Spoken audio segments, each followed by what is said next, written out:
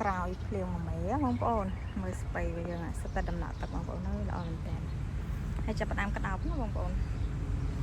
ចាប់ផ្ដើមក្តោបបណ្ដាហើយជាការស្ពៃរបស់យើងបងប្អូនយើងដាំក្នុងបាវណាបងប្អូនហើយមកបាវមកគុំអញ្ចឹងងាយស្រួលក្នុងការថែទាំទោះបីជាមានស្មៅក៏យើងងាយស្រួលក្នុងការកម្ចាត់ហើយពិសេសពេលរដូវវស្សាបងប្អូនថាទឹកច្រើនបាក់ដាំយើងដាំនៅក្នុងបាវហ្នឹងគឺស្រួលមែនតើចាប់ដើមគេក្តោបឲ្យបងប្អូនអាណាធំគេចាប់ដើមក្តោបហើយបងប្អូនណានេះ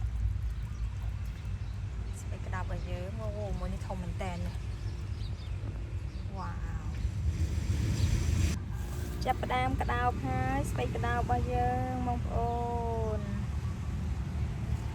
ល្អណាស់បងប្អូនអើយមើលទៅដូចផ្កាអញ្ចឹងណារីក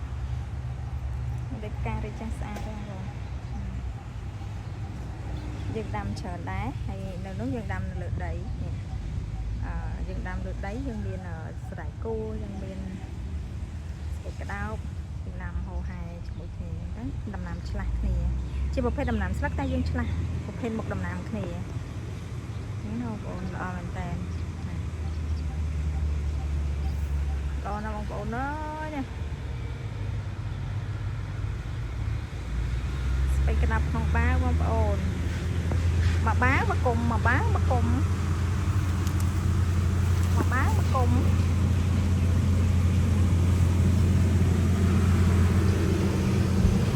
ដើមក្តោបហើយដើមក្តោបហើយបងប្អូនល្អណាស់វ៉ាវមួយនេះធំនេះមួយនេះធំជាងមួយនឹងទៅទៀតនេះបងប្អូនអើយនេះធំមែនតើជិះល្មមកាត់ហើយគល់របស់គេបងប្អូន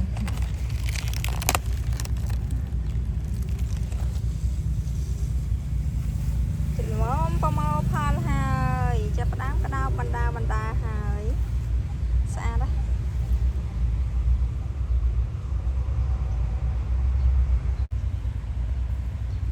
ចាប់ផ្ដើមក្តោបបណ្ដាហើយបងប្អូនអើយមើលដំណក់ទឹកជាប់ទៅភ្លៀងហើយថ្មីបងប្អូន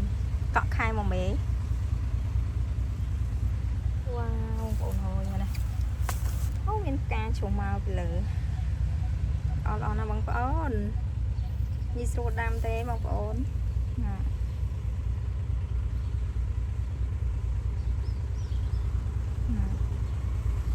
អូយធំល្អឃើញហើយចាំចេញពីចការបន្លែ